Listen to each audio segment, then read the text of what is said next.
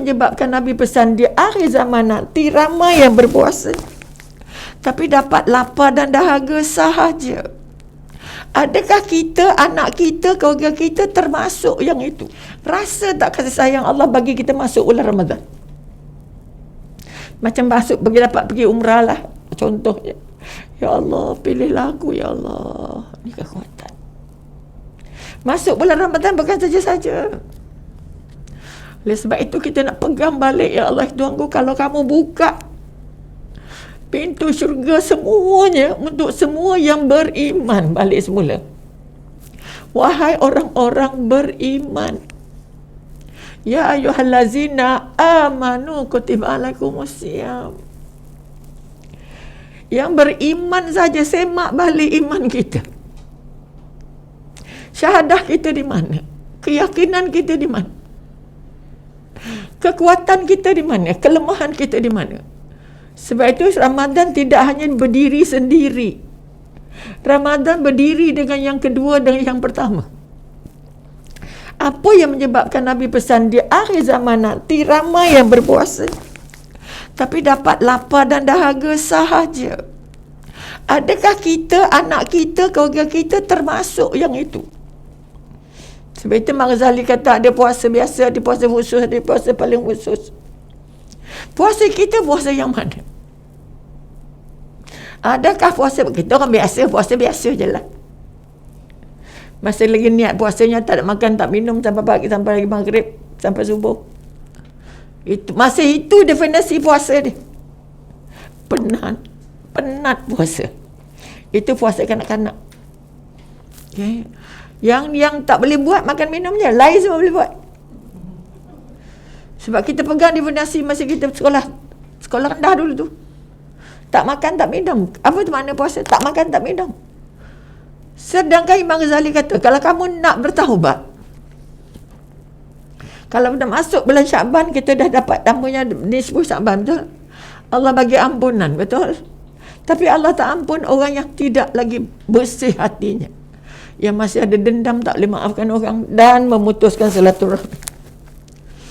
Sebab itu Nabi setiap pesan, setiap kali, kalaupun kata Abu Hurairah ke siapa ke buat kuliah, dia akan beritahu dulu, siapa di sini yang masih belum mengampunkan dosa siapa-siapa.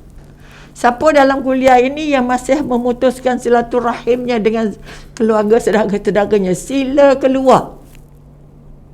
Sila keluar. Kerana orang yang masih simpan dendam, masih simpan tak boleh ampunkan orang, tak boleh marah orang, tak minta maaf dengan orang. Pertama memberi ampunan, kedua diminta ampun. Mana lebih besar? Minta ampun ke bagi ampun? Kekuatan-kekuatan yang nak diangkat. Orang yang sombong ialah orang yang tak nak minta maaf. Mak ayah yang sombong dengan anak tak pernah minta maaf ke anak dia. Bila mak ayah tak pernah minta maaf ke anak dia, bermakna anak tidak akan mudah untuk minta maaf ke mak ayah. Maka bulan ini bulan tarbiyah, bulan ini bulan membasuh diri, bulan ini menjaga lidah, bulan ini menjaga akhlak. Sebab itu kita tidak mampu untuk bawa Ramadan sampai ke 11 bulan yang akan datang kerana tak bangun akhlaknya. Okay, sebab itu kekuatan apa yang Nabi kata, sesungguhnya Ramadan ini adalah sebahagian, separuh daripada kesabaran. Apa dia puasa? Puasa bermakna kamu mengumpul segala kekuatan kamu untuk jadi orang sabar. Jika kamu tak sabar lidahnya, tak sabar matanya, tak sabar telinganya, tak sabar tindakannya, tak sabar perbuatannya, tak sabar solatnya, apa lambannya, lama sangat tarawihnya, 8 udahlah kan sampai 20. Orang muda tak sabar walaupun tenaga banyak. Okay? Banyak lagi surau masjid yang masih buat 8 kerana merasakan Allah muda lah, begitulah, begini ke dan sebagainya. Tak kisahlah 8 ke 20 ke, sebab itu kiraannya Allah. Tapi kalau buat 20 tapi itu harinya dia riak, masjid kita kan 20, jangan main-main. Itu pun jadi masalah juga. Sebab itu pilihlah mengikut apa yang kita benar-benar yakin ilmunya. Kenapa kamu pilih 8? Kenapa kamu pilih 20? Bukan kerana masjid saya. Dalam bulan ini aku nak mentarbiyah diri aku supaya ilmu yang aku dapat dari bulan Ramadan membuat aku kekal jadi seorang yang paling baik sebagaimana aku di bulan Ramadan.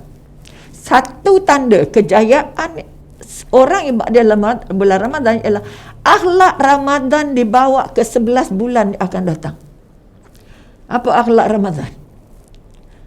Oleh kerana Nabi kata berpuasa itu adalah separuh dari kesabaran, maka sudah atau belum kita memiliki kesabaran-kesabaran itu sepanjang berada di bulan Ramadan.